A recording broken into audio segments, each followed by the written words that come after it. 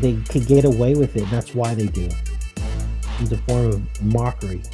So what can you do? People are asking. Well, you just know. You know this stuff. You believe it. You tell other people. So that when people say, oh, I trust my government, or I trust this, or I trust that, you can say, why? Look at all the stuff they hide from you. They're laughing at you. And you realize that the right-left paradigm is just that. It's all fake. It's a big wrestling match. They're deceiving you into us all hating each other, not getting along with each other based on political affiliation, religion, and all these things.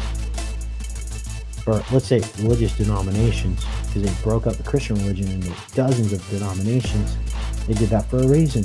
Divide and conquer. We can never come together. You got people hung up on, oh, I'm not going to go to that church because they disagree on this doctrine and that doctrine. And people all split up because of a doctrine, because they disagree on something in the Bible. So they form a whole church out of it. And if you don't fall into that paradigm, then you're one step ahead of everyone else in trying to wake people up. But a lot of people can't get out of that. They can't help themselves. They have to associate with a Republican or a Democrat. Like, that's their identity. They don't even know how to have an identity without that.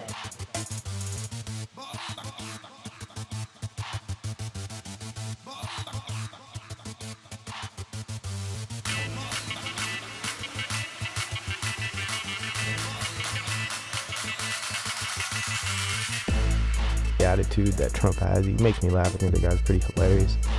And I understand he's just an actor anyways. I understand he has no real power. I understand he's not making any of these decisions.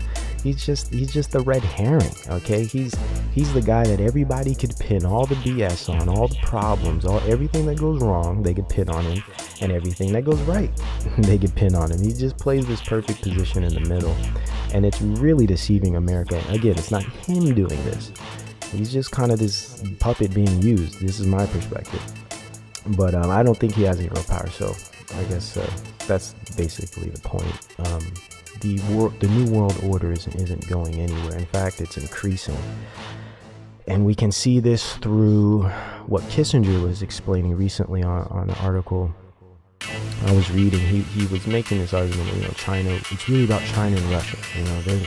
They're the only ones we need to worry about. But actually, China, Russia, we're all working together, especially in regards to technology, pharmaceuticals, and infrastructure. We're definitely working with them. So how can we be working together on all these projects, and we're working together very well, and we're making a lot of headway, but at the same time we're having this nuclear war threat, and we could possibly be going to war, yet we're working together just perfectly in other areas. It doesn't make sense. So the point being, I think a lot of the war talks is rumors of war, basically, just like the Bible states. So we will be getting more of those. There actually might be some mock wars, some like faux wars that start up.